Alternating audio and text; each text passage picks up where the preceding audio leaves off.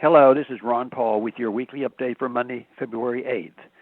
United States Preventive Services Task Force recently recommended mandatory depression screening for all Americans. The task force wants to force health insurance companies to pay for the screening. Basic economics as well as the Obamacare disaster should have shown this task force that government health insurance mandates harms consumers.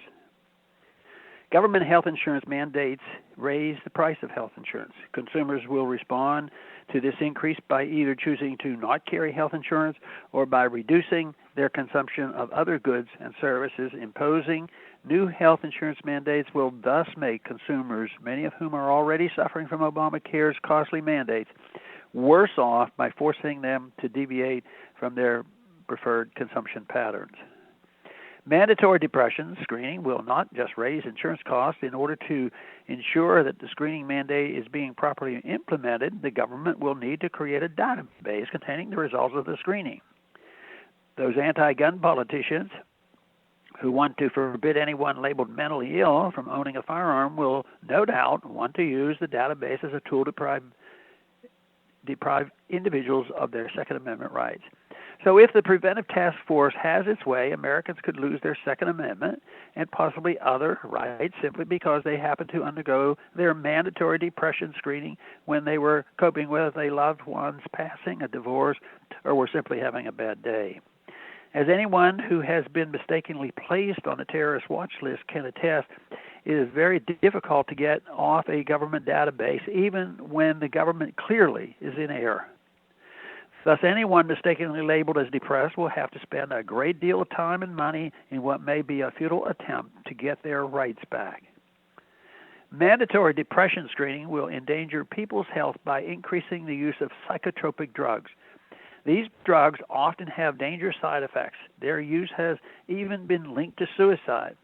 The fact that almost every mass shooter was on psychotropic drugs is another good reason to oppose any policy that will increase reliance on these medications. The Preventive Services Task Force mandatory depression screening mandate is based on the fallacy that diagnosing mental health problems is analogous to diagnosing cancer or diabetes. But even mental health professionals acknowledge that there is a great deal of subjectivity in mental health diagnosis.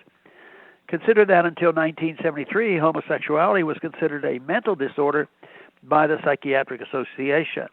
Today, some mental health professionals think that those who believe in limited government, free market economics, or traditional values suffer from mental disorders. If mandatory depression screening becomes a reality, it is likely this mental health screening will be expanded to cover screening for all other mental illnesses.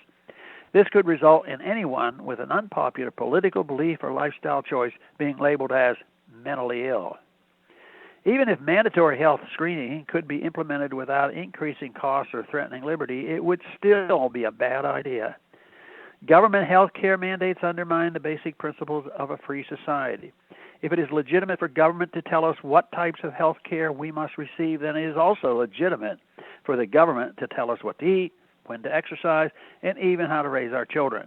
To paraphrase C.S. Lewis, a tyranny imposes for our own good is the worst form of tyranny because it is a tyranny without limits. All who love liberty must therefore oppose mandatory depression screening or any other health care mandate.